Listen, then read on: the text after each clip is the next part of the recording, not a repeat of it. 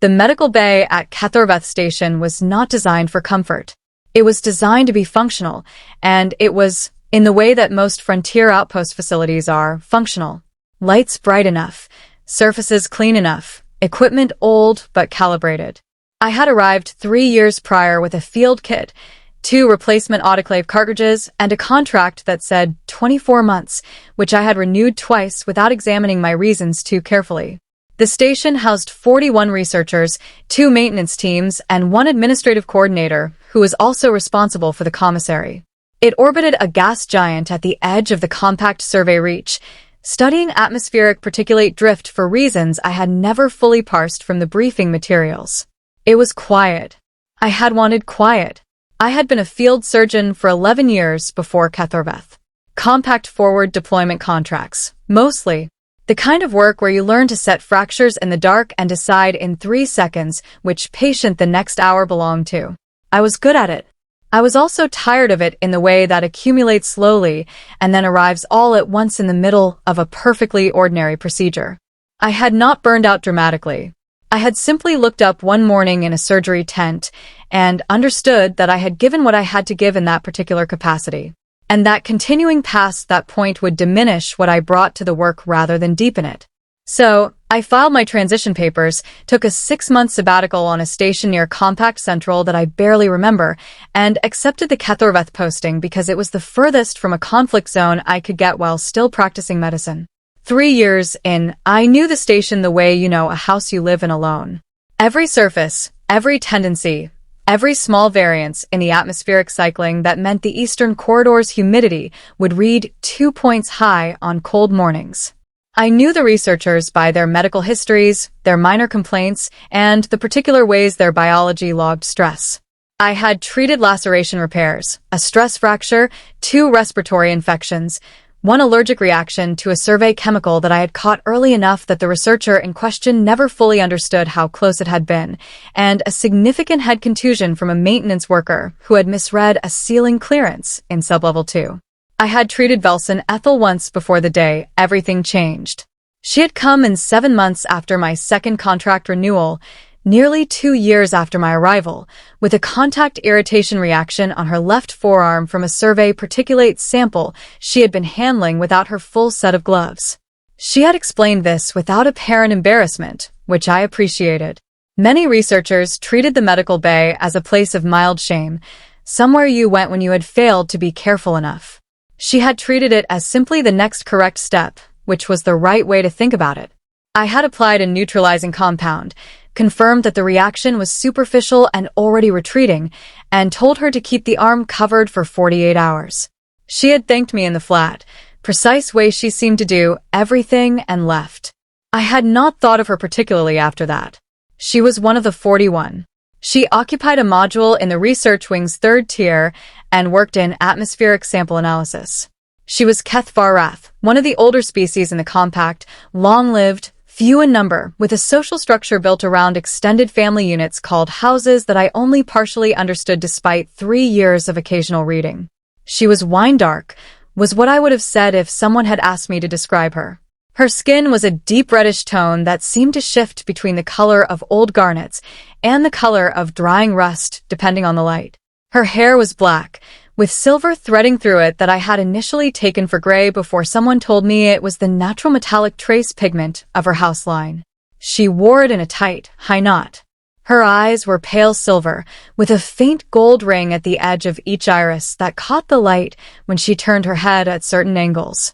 She was, by my assessment, very good at being invisible for someone who could not actually be invisible. She ate alone or with 1 or 2 of the other researchers. She filed her reports. She attended the quarterly station briefings in the back row and said nothing unless directly addressed. She had the particular self-containment of someone who had spent a long time practicing it. I had not known anything else about her. I should say this clearly because it matters for what came after. I was not paying special attention to Velson Ethel. I was not studying her. She was a researcher I had treated once for a minor contact irritation, and she had given me no medical reason to think about her further. Whatever happened on the evening she came into the bay with the laceration on her right hand was not the result of any particular awareness I had cultivated. It was the result of an ordinary procedure going slightly wrong in an ordinary way, and the consequence of that minor error was something that took me months to fully understand, and that I still find, when I sit with it quietly, almost impossible to explain in terms that would make sense to someone who was not there. She came in at 1840 on a station evening, which is to say when the external lighting panels had shifted to their amber cycle and most of the research wing had gone to the commissary, or to their modules. She was carrying her right hand against her body in the particular way people do when they are trying not to alarm themselves about something that is alarming them. There was a clean-edged cut, about 3 centimeters long, along the base of her palm just above the wrist. The kind of wound you got from handling a sample casing without checking the edge for microfractures. "Sample housing," she said. "The edge on the secondary port. I thought it was rounded." "It's not," I said. "Come and sit." She sat on the treatment surface, without ceremony. I brought the tray, washed my hands, pulled on the exam gloves, and looked at the wound. Clean cut, as I had assessed from across the room. Moderate depth, not deep enough for concern about tendon involvement, but enough to require proper closure. Her blood was a darker shade than human blood, a deep wine purple, and it was welling steadily. "Send the next section, starting with, 'This will need 4 sutures,'" I told her, "and I'll continue proofreading it in the same style. 'This will need 4 sutures,'" I told her, "possibly 5. You'll feel the anesthetic injection, then nothing." She nodded, her eyes on the wall across from her rather than on my hands. That was normal. Many patients looked away during suturing, even when anesthetized. I administered the local block, waited the required interval, and confirmed the site was numb. Then I began. I was midway through the 3rd suture when the needle slipped. It was not dramatic. These things never are. A slight variance in resistance in the tissue, my right hand adjusting before my conscious attention caught up, and the tip of the suture needle skimmed the outer surface of my left index finger through the exam glove. Not a puncture, but a scrape sufficient to breach the glove material. A small line of red appeared on my fingertip. I noted it. I completed the suture loop I was in the middle of before setting the instrument down, removed the compromised glove, checked the scrape, superficial, no real depth, and reached for a fresh glove. That was when she went still. I did not see it happen because I was looking at the fresh glove on the tray. What I registered was the quality of the room changing. Frontier medics develop a particular sensitivity to patient states. The shift in breathing, the small sounds that mean something is wrong versus the small sounds that mean anxiety, versus the small sounds that mean nothing. The room had not produced any of those sounds. What it had produced was an absence. She had been making the minor ambient sounds of a patient sitting patiently. The small adjustment of her position, the soft exhale every few seconds, the barely perceptible rustle of her sleeve against the treatment surface. Those sounds stopped. I looked up. She was absolutely still. Not the stillness of someone holding their breath because they were afraid. Not the stillness of someone who had fainted. Her posture was upright, maintained. It was a deeper stillness than those. The kind that I had no clinical reference for. The kind that made me think, briefly, and without quite understanding why, of the moment before a compound ignites. Her pale silver eyes had closed. "Velsorn Ethel," I said. "Can you hear me?" She did not answer immediately. Several seconds passed. Then, slowly, she opened her eyes. She turned and looked at me. I want to be precise about this because I spent a considerable amount of time afterward trying to find a clinical category for what I saw in her expression and failing. I had seen fear on patients' faces and pain and relief and the specific blankness of shock and the wet-eyed composure of someone holding grief at arm's length until the procedure was over. I had seen recognition before in the ordinary sense.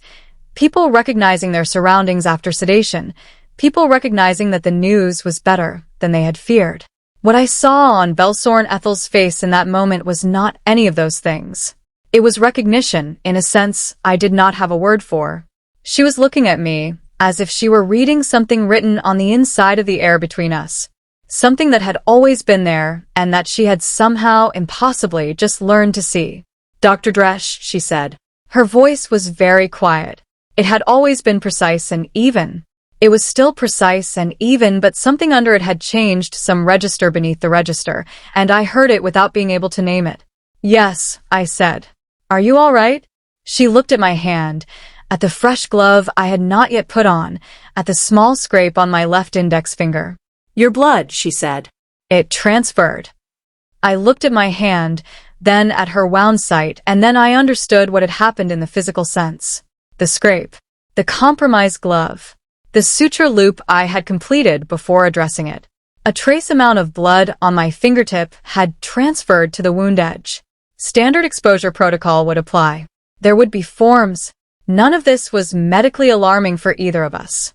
Cross-species blood contact at this level of exposure required monitoring and documentation but carried no known pathogen risk in a Keth-Verith profile. "Yes," I said. "Minor trace contact.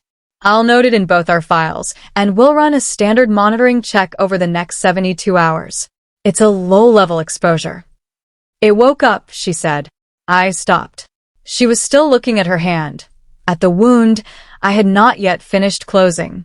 When she looked up at me again, her expression had changed. The stillness was still there, but something inside it had shifted. She looked like someone standing at the edge of a very long fall, looking down and understanding for the first time that the fall was real. "I need you to finish suturing," she said. "And then I need to explain something to you. And I need you not to do anything until I have finished explaining." "All right," I said. I put on the fresh glove. I finished the suturing.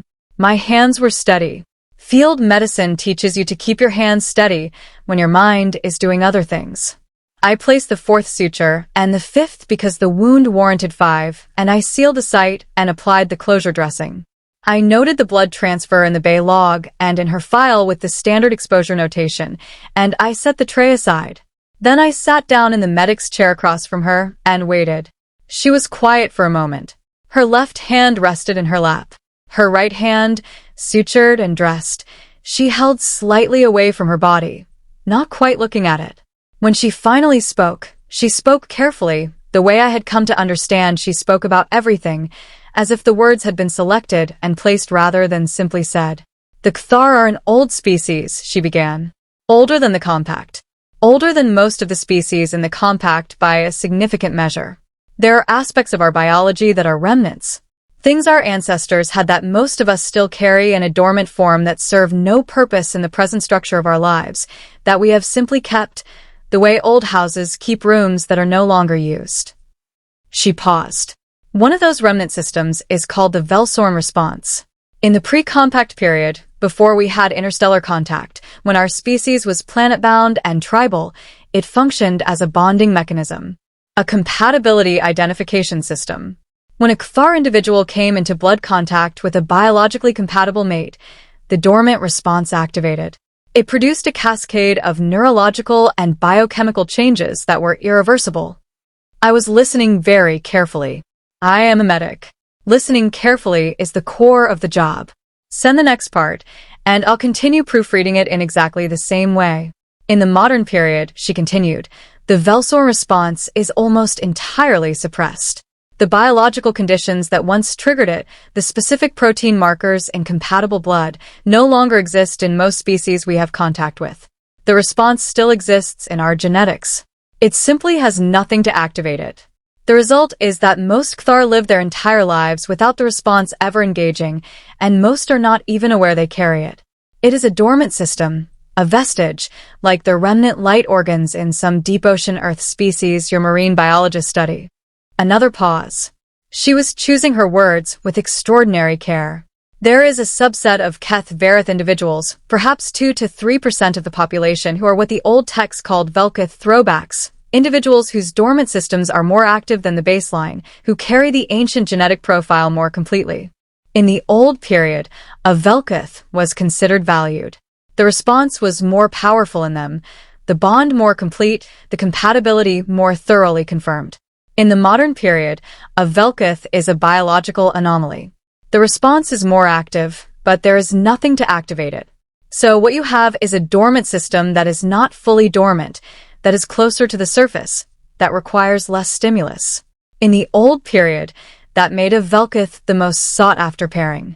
In the modern period, it means a Velkith individual is one whose response system may activate inappropriately, partially, in response to stimuli that do not indicate true compatibility. A stressor, a proximity event, a trauma response. It produces what Keth Vareth social structure calls an unstable presentation. A Velkith is considered difficult to manage, to be placed in positions where the risk of an inappropriate activation is minimized. I did not speak. I understood now where she was going, and I did not want to interrupt the path she was taking to get there. I am Velkith, she said. I have known since I was 20 years old. The Keth Vareth house to which I belong, a royal house, a very old one, removed me from the core worlds 14 years ago when it became apparent that my presentation was not stabilizing as I aged. This station was selected because it is remote, because there are no Keth Vareth individuals here, and because the likelihood of any cross-species blood contact was considered negligible. I was told, and I believed, that the response would never engage, that I would simply live with it dormant and close to the surface, and that it would never find what it was looking for, because what it was looking for did not exist in the modern catalog of species. She stopped. The room was very quiet. The atmospheric cycling made its small sound. The bay's overhead panels held their steady brightness. And then your blood touched my wound, she said. And it activated. I said. It did not activate, she said. Activation is too small a word. Activation implies a switch being thrown. What happened was, she stopped again, then started once more. In the old texts, there is a description of what the Velkith experienced at a true compatibility event. The texts call it the Velsorn Ethel response. I share the name because it is the name of the first Velkith who recorded the experience 4,000 years ago, and my house line traces directly to her. She described it as the moment a fire realizes it has been given air. Not the fire being lit, the fire understanding for the first time that it could become what it had always been shaped to be. I sat with that for a moment. When you say irreversible, I said, what does that mean in practical terms? She met my eyes. It means that my neurochemistry has undergone a permanent reorganization, she said. The Velsorn response, once engaged in a Velkith individual, does not retreat. The compatibility markers in your blood, whatever they are, whatever produces them, I don't know the species-specific mechanism, and there is no existing research on it. I have engaged the system completely. In the old period, this would have been followed immediately by a bonding rite, a formal bilateral recognition. In the modern period, she made a small gesture with her left hand that I read as something between irony and grief. There is no established protocol for this event because this event was not considered possible. I thought about what she had just told me. I thought about it the way I thought through a difficult diagnosis, laying the elements out, checking the relationships, looking for what I was missing. Are you in distress? I asked. Physically, right now? She considered the question seriously, which I had come to understand was the only way she considered things. No, she said. Not physically. What I am experiencing is clarity. A very intense and completely unfamiliar clarity. As though a frequency I have been unable to hear has suddenly come into range, and now that I can hear it, I cannot understand how I was unable to hear it before. She paused. It is not unpleasant. It is very large. I am managing it. All right, I said. Then we'll take it one step at a time. She looked at me with an expression I couldn't read yet. You are very calm, she said. I'm a medic, I said.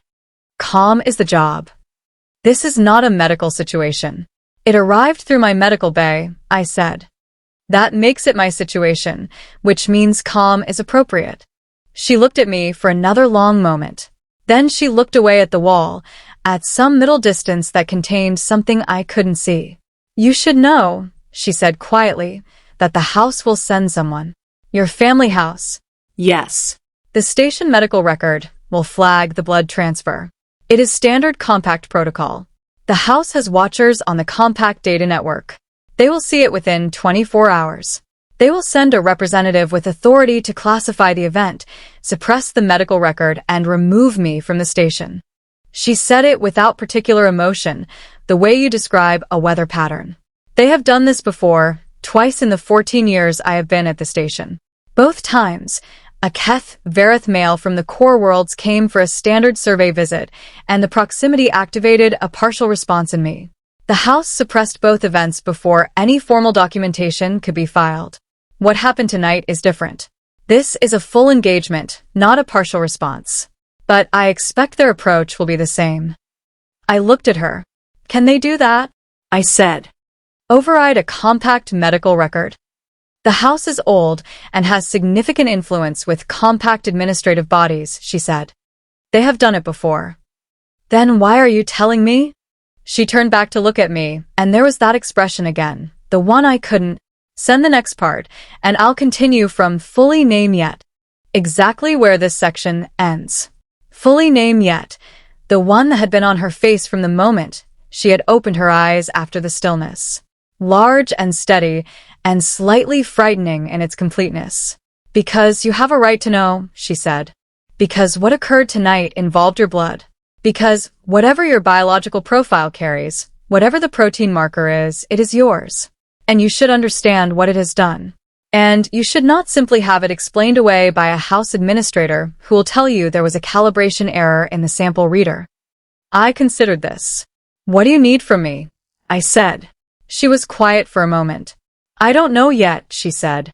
I have lived 14 years preparing to never need anything from anyone in this specific direction. I don't have a ready answer. Then we'll figure it out, I said. She looked at me again. I did not understand yet what I was looking at when she looked at me. That understanding came later. What I understood in that moment was that she had spent 14 years being managed and contained and placed out of range of her own biology. And that she was sitting across from me in a frontier medical bay, telling me what had happened because she believed I deserved to know. And that, whatever else was true, that deserved a straightforward response. She left the bay near 2100. I filed the blood transfer notation and the standard monitoring flag for both our records. Then I sat for a while at the bay desk with the lights at half, the atmospheric cycling making its steady sound, and I thought about what she had told me. I was not a spiritual man. I was a medic. My relationship with the universe was essentially practical. I understood bodies. I understood failure modes. I understood the difference between what could be fixed and what could only be managed. And I had made my peace with that distinction over 11 years of surgical work. But I was also a man who had spent 3 years at the edge of compact reach, far from the settled lanes, living with the kind of quiet that makes you aware of things you would miss in a noisier life. And I understood, sitting at the desk in the bay's half-light, that what had happened in the last 2 hours was not something that would fit neatly into any category I had previously used. I went to bed.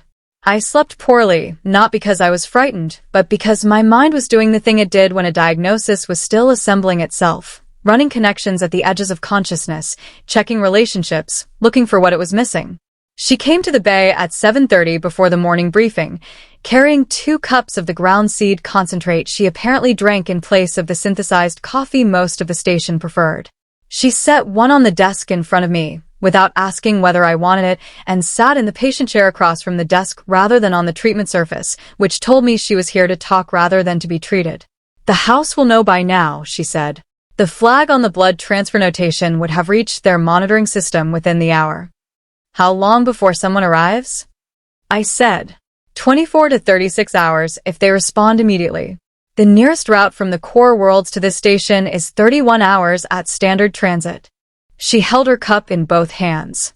They will respond immediately. I drank the ground seed concentrate, which tasted nothing like coffee and which was actually, once you adjusted to it, quite good.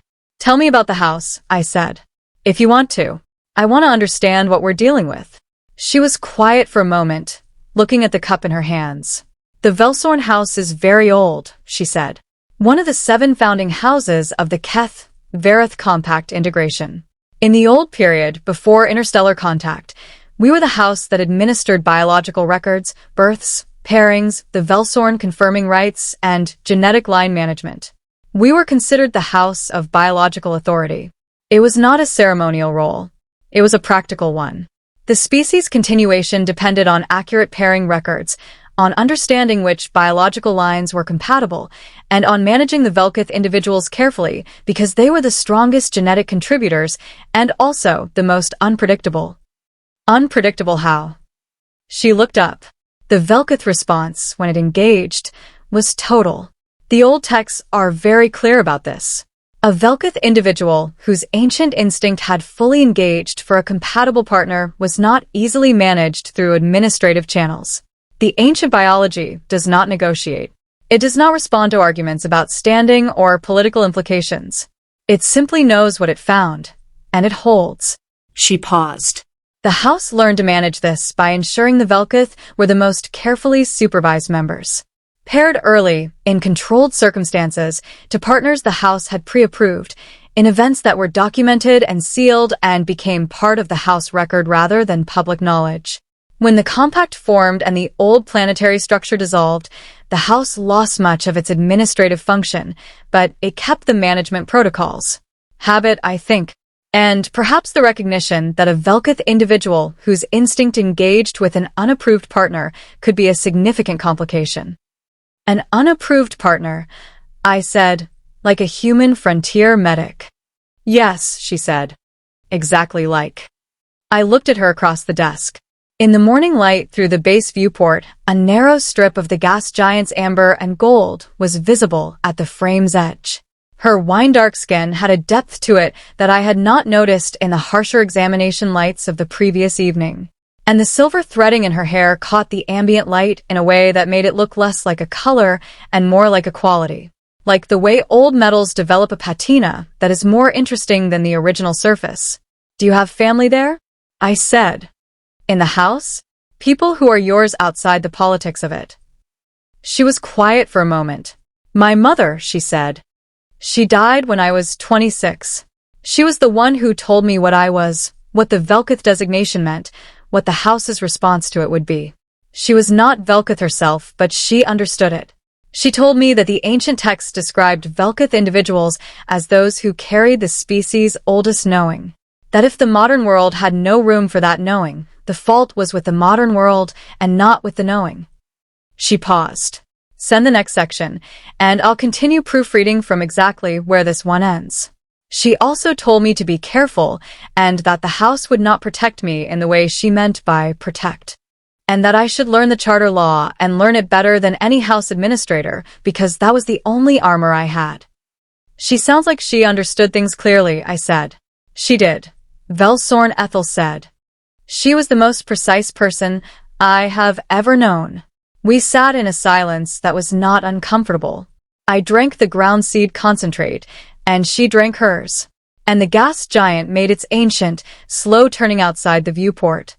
And I thought about a woman on a core world who had told her daughter, 14 years ago, to learn the charter law because that was the only armor she had.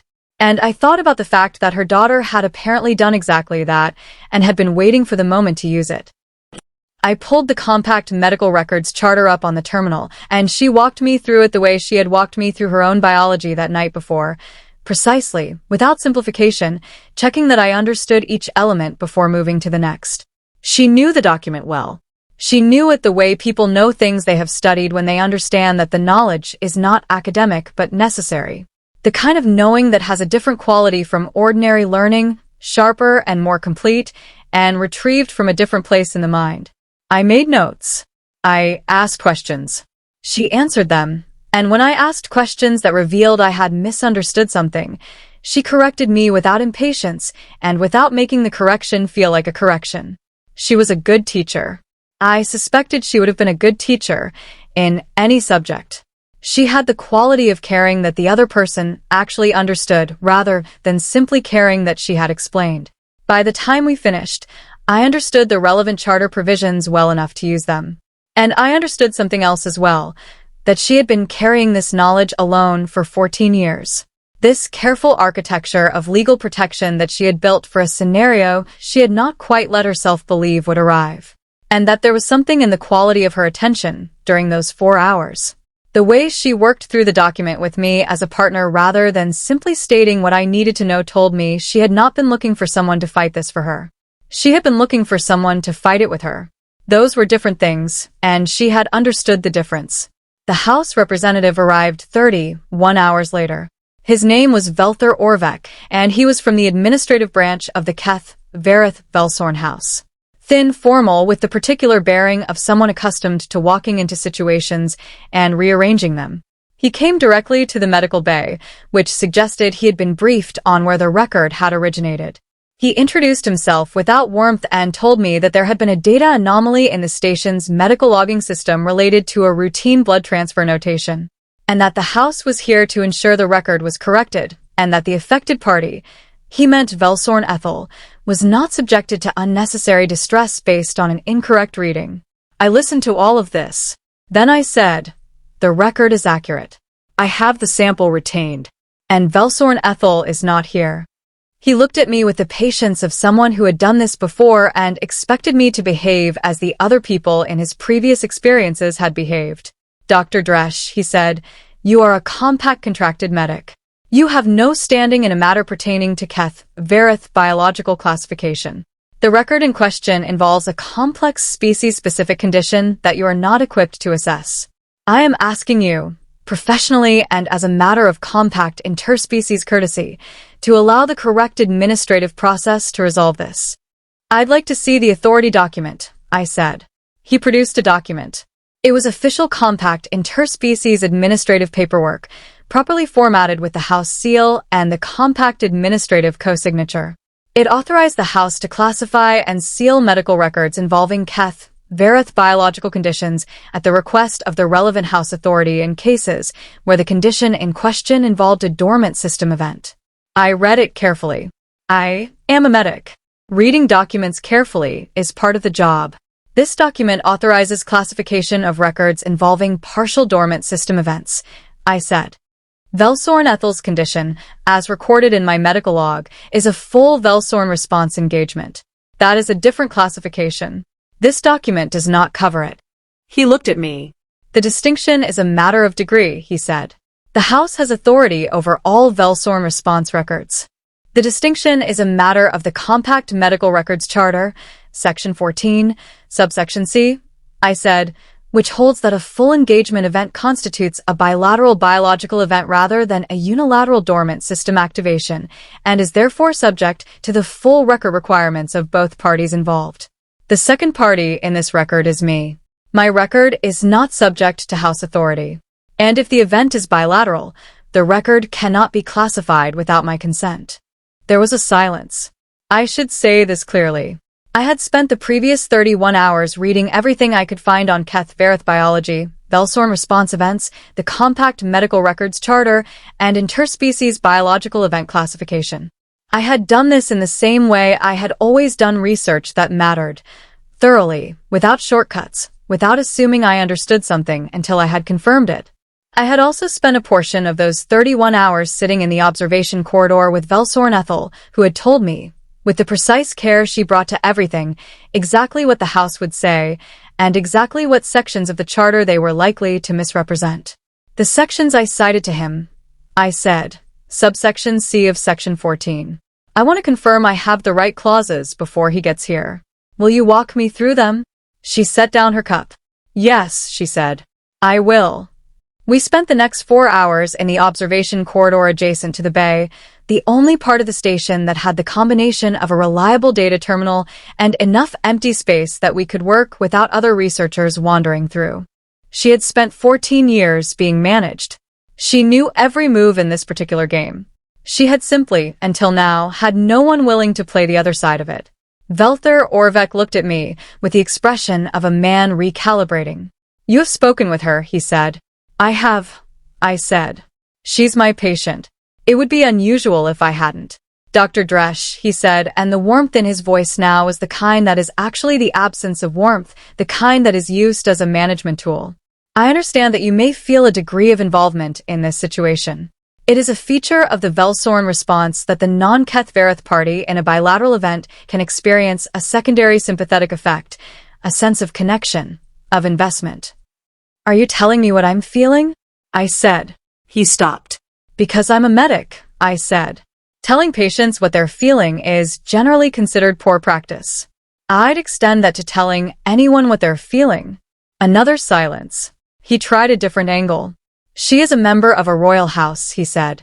A very old house. Her biological status is a matter of house record and house management. She has been under the house's care for 14 years. Whatever her response has engaged upon, the house's primary obligation is to her stability and welfare. Then it seems like confirming a full bilateral Velsorn response engagement would serve her stability and welfare better than suppressing it, I said. Given that the dormant but active state is what's been producing instability for 14 years, and what you're describing suppressing is the thing that resolved it. He looked at me for a long time. You don't understand the complexity of this, he said. I understand it well enough, I said. I'd like to speak with Velsorn Ethel now, in your presence if you want, and I'd like to hear what she wants. That seems like the relevant question. There was another silence, and then Velsorn Ethel came in from the corridor. Where she had been, I knew, because she had told me she would be, because she had wanted to hear the exchange before she walked into the room. She looked at Velther Orvek with the expression of someone who had not yet decided what they were going to do, but who had already decided what they were not going to do, and she said in a voice that was entirely even, Velther, you came quickly. Ethel, he said with a warmth I did not trust. You must understand this is for your welfare. I know what happened here, she said. I know it more precisely than you do. You have a medical record notation and a house protocol. I have the experience itself. Those are different qualities of knowledge. He was quiet. I want a file for a formal documentation of the bilateral event, she said. Under the charter provisions that Dr. Dresch has already cited to you. I want it in the station's permanent record and in the compact interspecies biological event registry. I want it classified as a full Velsorn response engagement, bilateral, confirmed. Ethel, he said, and now his voice was something more complicated, not just management, something almost genuine underneath it. Your house will not like the implications for your standing within the house. My standing within the house, she said quietly, has been the reason I have been at this station for 14 years. My standing within the house has been the reason every partial response event I experienced was suppressed before I could be asked what I wanted. My standing within the house is the reason I have been managing a system that was never going to fire, never going to find what it was looking for 14 years. She paused. It found it. I would like it to be acknowledged. The room was very quiet. Velther Orvek looked at me, and I got the impression he was hoping I would say something that would give him a route out. I did not say anything. I was the medic. It was not my place to speak in that particular moment. He looked back at her. There will be consequences, he said finally, from the house. I cannot protect you from them if you do this. I know, she said. Your access to house resources. I know, she said again.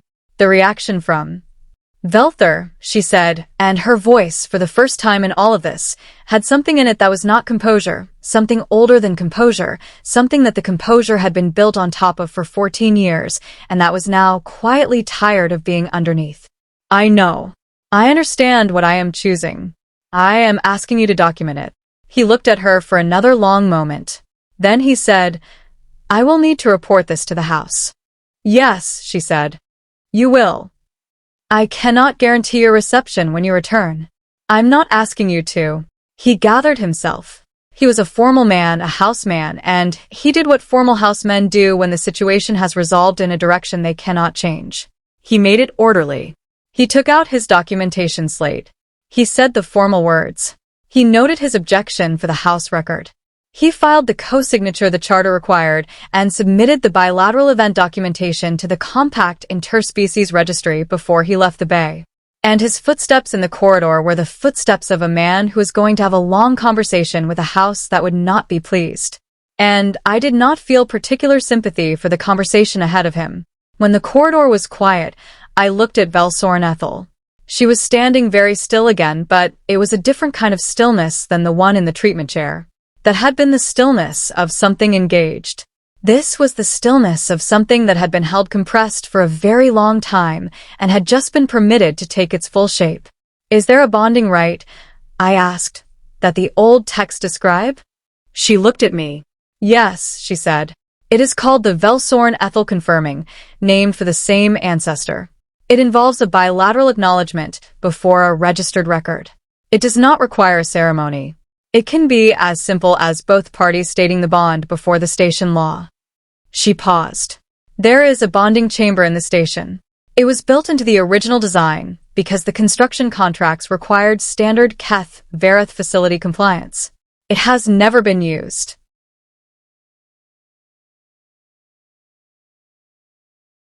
Welfare. Then it seems like confirming a full bilateral Velsorn response engagement would serve her stability and welfare better than suppressing it, I said. Given that the dormant but active state is what's been producing instability for 14 years, and what you're describing suppressing is the thing that resolved it. He looked at me for a long time. You don't understand the complexity of this, he said. I understand it well enough, I said. I'd like to speak with Velsorn Ethel now, in your presence if you want, and I'd like to hear what she wants. That seems like the relevant question. There was another silence, and then Velsorn Ethel came in from the corridor where she had been, I knew, because she had told me she would be, because she had wanted to hear the exchange before she walked into the room. She looked at Velthur Orvek with the expression of someone who had not yet decided what they were going to do, but who had already decided what they were not going to do, and she said in a voice that was entirely even, Velthur, you came quickly. Ethel, he said with a warmth I did not trust. You must understand this is for your welfare. I know what happened here, she said. I know it more precisely than you do. You have a medical record notation and a house protocol. I have the experience itself. Those are different qualities of knowledge. He was quiet. I want a file for a formal documentation of the bilateral event, she said. Under the charter provisions that Dr. Dresch has already cited to you. I want it in the station's permanent record and in the compact interspecies biological event registry. I want it classified as a full Velsorn response engagement, bilateral, confirmed. Ethel, he said, and now his voice was something more complicated, not just management, something almost genuine underneath it. Your house will not like the implications for your standing within the house. My standing within the house, she said quietly, has been the reason I have been at this station for 14 years. My standing within the house has been the reason every partial response event I experienced was suppressed before I could be asked what I wanted. My standing within the house is the reason I have been managing a system that was never going to fire, never going to find what it was looking for 14 years. She paused. It found it. I would like it to be acknowledged. The room was very quiet. Velthur Orvek looked at me, and I got the impression he was hoping I would say something that would give him a route out. I did not say anything. I was the medic. It was not my place to speak in that particular moment. He looked back at her. There will be consequences, he said finally, from the house. I cannot protect you from them if you do this. I know, she said. Your access to house resources. I know, she said again. The reaction from Velthur, she said, and her voice, for the first time in all of this, had something in it that was not composure, something older than composure, something that the composure had been built on top of for 14 years, and that was now quietly tired of being underneath. I know. I understand what I am choosing. I am asking you to document it. He looked at her for another long moment. Then he said, I will need to report this to the house. Yes, she said. You will. I cannot guarantee your reception when you return. I'm not asking you to. He gathered himself. He was a formal man, a house man, and he did what formal house men do when the situation has resolved in a direction they cannot change. He made it orderly. He took out his documentation slate. He said the formal words. He noted his objection for the house record. He filed the co-signature the charter required and submitted the bilateral event documentation to the compact interspecies registry before he left the bay. And his footsteps in the corridor were the footsteps of a man who was going to have a long conversation with a house that would not be pleased. And I did not feel particular sympathy for the conversation ahead of him. When the corridor was quiet, I looked at Velsorn Ethel. She was standing very still again, but it was a different kind of stillness than the one in the treatment chair. That had been the stillness of something engaged. This was the stillness of something that had been held compressed for a very long time and had just been permitted to take its full shape. Is there a bonding right, I asked, that the old texts describe? She looked at me. Yes, she said. It is called the Velsorn Ethyl Confirming, named for the same ancestor. It involves a bilateral acknowledgement before a register record. It does not require a ceremony. It can be as simple as both parties stating the bond before the station law. She paused. There is a bonding chamber in the station. It was built into the original design because the construction contracts required standard Keth Vareth facility compliance. It has never been used. I checked the station blueprints 7 years ago when I was reading the old texts and wanted to know if the equipment was present. I do not know why I did that. I did not expect to need the information. Where is it? I said. Sublevel 1, she said. Behind the atmospheric control junction. All right, I said. Then let's go. She looked at me with that expression again. The one I was beginning to understand slowly. The way you learn to read a language one word at a time. Building comprehension that is incomplete, and then slightly less incomplete, and then one day, without warning, suddenly sufficient. It was not disbelief. It was not gratitude exactly. I understand that you may feel a degree of involvement in this situation. It is a feature of the Velsorn response that the non-Keth Vareth party in a bilateral event can experience a secondary sympathetic effect, a sense of connection, of investment. Are you telling me what I'm feeling? I said. He stopped. Because I'm a medic, I said. Telling patients what they're feeling is generally considered poor practice. I'd extend that to telling anyone what they're feeling. Another silence. He tried a different angle. She is a member of a royal house, he said. A very old house. Her biological status is a matter of house record and house management. She has been under the house's care for 14 years. Whatever her response has engaged upon, the house's primary obligation is to her stability and... I checked the station blueprints 7 years ago when I was reading the old texts and wanted to know if the equipment was present. I do not know why I did that. I did not expect to need the information. Where is it? I said. Sublevel 1, she said. Behind the atmospheric control junction. All right, I said. Then let's go. She looked at me with that expression again. The one I was beginning to understand slowly. The way you learn to read a language one word at a time. Building comprehension that is incomplete, and then slightly less incomplete, and then one day, without warning, suddenly sufficient. It was not disbelief. It was not gratitude exactly. I said. She's my patient. It would be unusual if I hadn't. Dr. Dresch, he said, and the warmth in his voice now was the kind that is actually the absence of warmth, the kind that is used as a management tool.